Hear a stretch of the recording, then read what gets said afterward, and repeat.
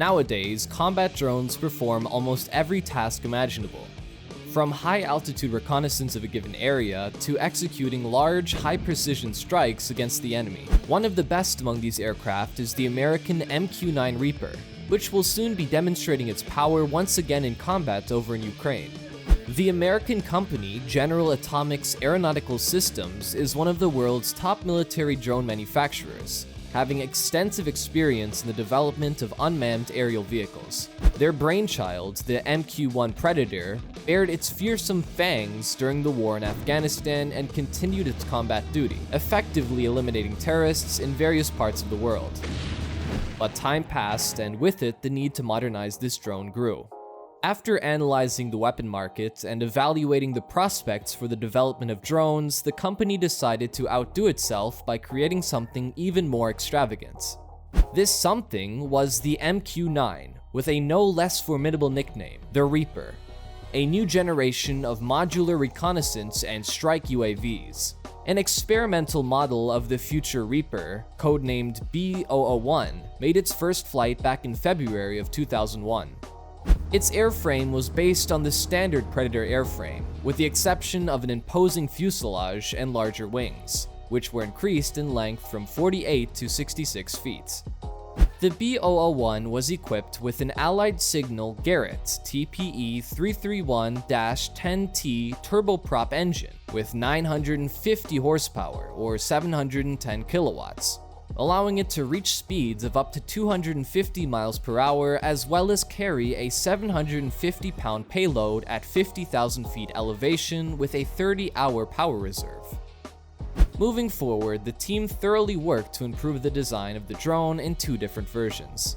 The first was the B002 version, powered by a Williams FJ44-2A turbojet with 10.2 kilonewtons, 2300 lbf or 1040 kgf of thrust, a 475-pound payload, 60,000 feet elevation ceiling, and 12 hours of autonomous flight. The second was the B003, which the company dubbed the Altair. Its airframe had a wingspan of 84 feet, a takeoff weight of about 7,000 pounds, and an ALLIEDSIGNAL GARRETT turboprop engine identical to the B001 we mentioned earlier. However, unlike the B001, the load capacity of this prototype increased to 3,000 pounds instead of 750. The elevation ceiling went up from 50,000 feet to 52,000, and the battery life was extended to 36 hours from the previous 30. While testing new models, the US Air Force stubbornly continued to call this drone none other than Predator B, and only after revealing its capabilities did they fully recognize that it was worthy of its own name, the Reaper. Oftentimes, when talking about a specific drone, it's in regards to some aircraft specifically. But in the case of the MQ-9, we're talking about an integrated system, where the drone is one of the components. It consists of a drone equipped with sensors and weapons, a ground control system, a Predator primary satellite link, support systems, and a qualified team of operators. The crew is, in this case, the drone operator, who acts as the commander of the aircraft, and his assistant, who's responsible for working with sensors and guidance UAV arsenal by targets. The platform's capabilities were maximized not only by its versatility and successful adaptation, both under the MQ-1 and its successor, the MQ-9, but also by the flexibility in planning a specific operation. In fact, depending on the task, Reaper can be equipped with certain specific sets of sensors and weapons. The MQ-9 has 6 weapon pylons, both internal and external, and its arsenal includes GBU-12 PAVEWAY 2 laser-guided bombs, air-to-ground missiles like AGM-114 HELLFIRE 2, AIM-9 SIDEWINDER, and also the GBU-38 JDAM. Furthermore, additional tests are being carried out to install air-to-air missiles on the drone, specifically the AIM-92 Stinger, which will make the device even more formidable. It's possible to achieve maximum efficiency on the battlefield with MQ-9 due to, among other things, the onboard multispectral aiming system, which provides visual identification of targets. In the modification with RAYTHEON MTS-B sensors, there's an infrared sensor, color and monochrome daytime cameras, an infrared shortwave camera, a laser distance indicator, and a laser target illumination system. This and the all too necessary advanced radar. The work of this drone's operator sometimes resembles work in film production. Since the images from each sensor can be viewed both separately or combined if necessary, it's better to assess the situation in the monitored area. Particularly impressive is the fact that the latest versions of the MQ-9 are able to see targets not only at any time of the day, but also when they're in cover, thanks to tracking radar radiation. The first reverse sorties were carried out by the 432nd Air Force Wing of the US Air Force in May 2007, in the Day Rawud region of Afghanistan in the mountainous province of Orzugan. Just a year later, the MQ-9 successfully attacked 16 targets in Afghanistan using 500-pound bombs and HELLFIRE missiles.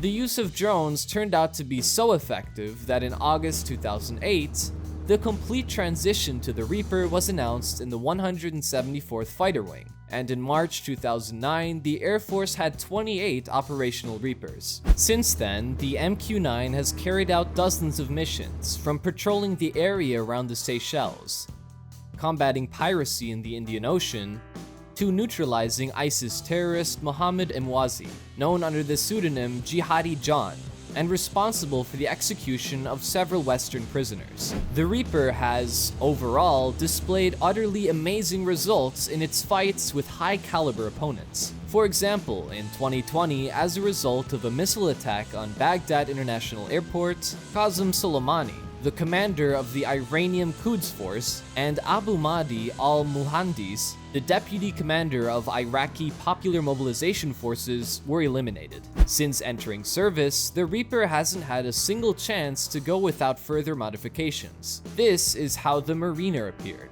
A Reaper proposed for the US Air Force BAMS, Broad Area Maritime Surveillance Program, armed with an increased fuel supply to provide 49 hours of battery life. Another concept, the Naval Reaper or Sea Guardian, has a power reserve of more than 18 hours with the ability to patrol 8 hours within a radius of 1,200 nautical miles. And its Leonardo SEASPRAY 7500E V2 AESA radar is capable of detecting surface targets, including ships, submarine periscopes, and even people during search and rescue operations. In addition to the previous two modifications, testing also included a seaworthy version of the Reaper for aircraft carriers, with folding wings for easy storage, a shortened reinforced undercarriage, a brake hook, lower surfaces that were cut or completely retracted, and pylons to store 3,000 pounds of payload. International demand for the MALE RPAS, which was intended to certify the aircraft for operation in civil airspace, has contributed to the development of the MQ-9B Sky Guardian, formerly known as the Certified Predator B, making it compliant with European air regulations to facilitate the export of UAVs. This also affected the performance of the drone due to a modified wingspan out to 97 feet and an increase in the amount of fuel sufficient for a 40-hour flight at an altitude of 50,000 feet. The Sky Guardian also boasted an EOIR full-motion high-definition video sensor, TCAS anti-icing system, and automatic takeoff landing. The ground control station was also upgraded, expanding to 4 crew posts. In addition to these versions, we can't forget about the following. Protector, 20 drones capable of carrying up to 18 Brimstone 2 missiles or PAVEWAY 4 bombs, transferred to the UK to replace its previously acquired MQ-9A Reaper. MQ-9 Block 1, a UAV modification introduced in 2012 with an increased for 15 hours of flight duration. MQ-9 Block 5 or Block 1 Plus Reaper, versions with a new increased power starter generator, dual ARC-210 VHF UHF radios with wingtip antennas for transmitting data to several air or ground objects simultaneously, also possessing an increased payload capacity. Having gone through a true trial by fire during its operational career, the MQ-9 is certainly ready for new challenges. These could most definitely be various tasks in Ukraine, given the recent outbreak of war there. The country's authorities have already met with representatives of General Atomics to discuss the possible purchase of such drones. And although plans to transfer 4 MQ-1C Grey Eagle MALE drones were previously shelved by the US due to fears that the technology could fall into the hands of the enemy, discussion regarding the transfer of the MQ-9 Reaper by the American defense company would hardly have been possible without the green light from the Biden administration. But will the MQ-9s be able to overshadow the wild success of the Turkish Bayraktar TB2? Acquired in the war against the Russian invaders and during the years of service in the ranks of the Ukrainian military forces, let's compare these aerial protectors. And we'll start with their dimensions. The MQ-9 is 36 feet 1 inches long with a 65 feet 4 inch wingspan, while the TB2 is only 21 feet 4 inches long, with a 39 feet 4 inch wingspan. The Reaper also greatly outweighs the Bayraktar at 4,801 pounds versus 925 pounds empty, with the MQ-9's impressive 10,494 pounds MTOW versus the TB2's 1,500 pounds.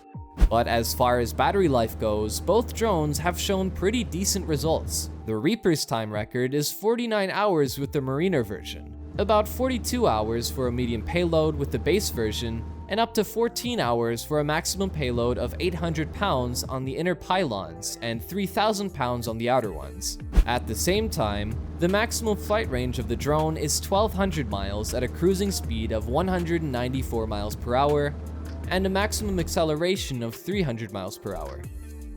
The Bayraktar, on the other hand, is also a hardy one, and easily delivers up to 27 hours of operation with a maximum payload of a modest 330 pounds.